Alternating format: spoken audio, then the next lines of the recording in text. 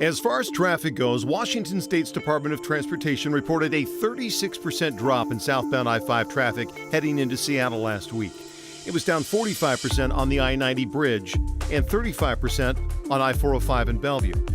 Washington State Ferries says ridership is down a whopping 40%. It's so slow, the ferries are staying on winter schedule until at least late April.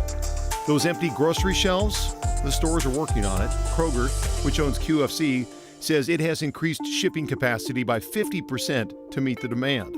As for delivery, Amazon hasn't released figures, but a spokesperson talking to the Washington Post compared the past few weeks to Cyber Monday, when the company totaled more than $9 billion in sales.